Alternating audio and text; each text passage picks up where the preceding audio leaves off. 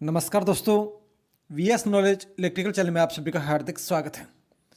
जैसा कि आप अपने स्क्रीन पर देख पा रहे हो, विधानसभा चुनाव 2023 राजस्थान में कब से लगेगी आचार संहिता, चुनाव आयोग से आगे तारीख। दोस्तों, लगातार काफ़ी सारे विद्यार्थियों के कॉल मैसेज आ रहे थे कि सर आचार संहिता कब से लागू होने जा रही है, हमारी भर्तियों की विज्ञप्ति जारी होगी या फिर नहीं होगी। जैसा कि दोस्तों आप सभी को विदित है कि विधानसभा चुनाव से पहले इलेक्शन कमीशन ऑफ इंडिया की तरफ से एक आदर्श आचार संहिता यहाँ पे लागू की जाती है।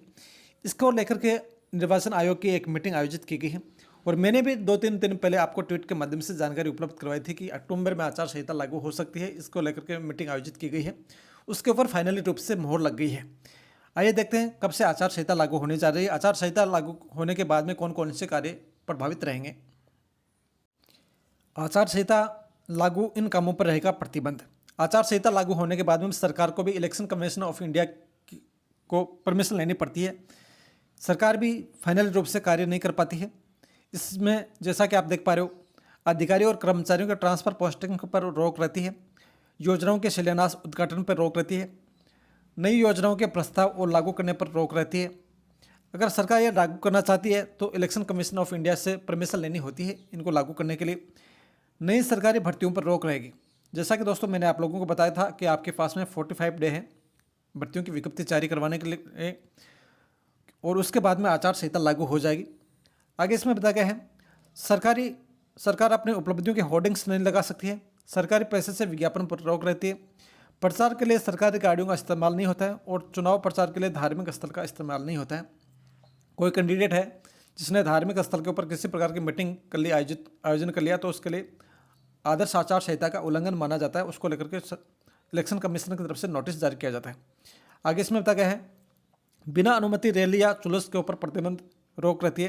प्रेजेंट समय पे रैली कर सकते हैं, सभा कर सकते हैं, मीटिंग कर सकते हैं, उसके बाद में चुनाव आयोग से परमिशन लेनी होती है। मंत्री, विधायक और चुनाव प्रक्रिया में शामिल अधिकारी नहीं हो सकते।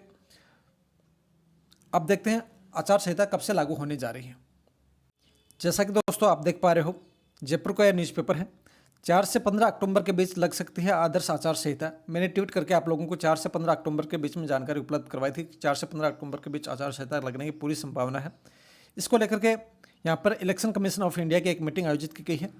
राजस्थान विधानसभा चुनाव में अब 5 महीने से भी कम समय बचा है। 4 से 15 अक्टूबर के बीच तारीखों की घोषणा हो सकती है।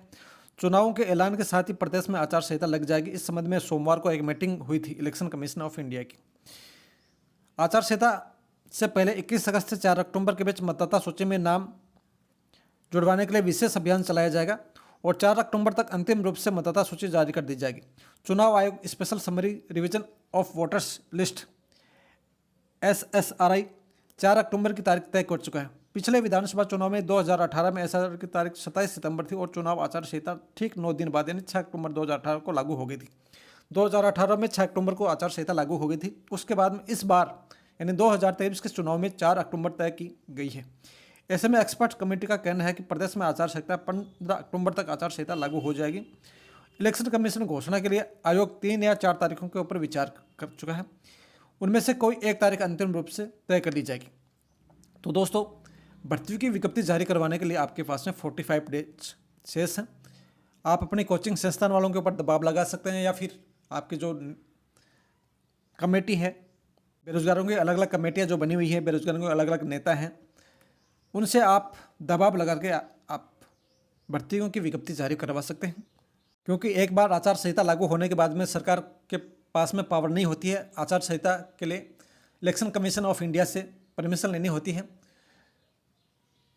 जो भी जानकारी होती है आपको मैं ट्वीट के माध्यम से पहले ही इन्फॉर्मेशन कर देता हूँ। इसके साथ ही 1 लाख पदों का वर्गीकरण है।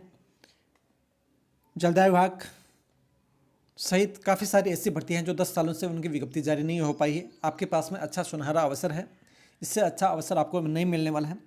आप लोग संगठित होकर के भर्तियों की विज्ञप्ति जारी करवाने के लिए एक संयुक्त रूप से मीटिंग करवाने की योजना बना रहे हैं। कोचिंग संस्थान वालों के ऊपर आप दबाव बनाइए ताकि जल्दी से जल्दी 1 लाख पदों का वर्गीकरण हो, ITI भर्तियों की विज्ञप्ति जारी हो।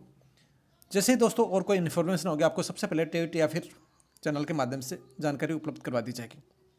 मिलते हैं एक नई अपडेट के साथ में। चैनल को लाइक, शेयर और सब्सक्राइब करना ना भूलें।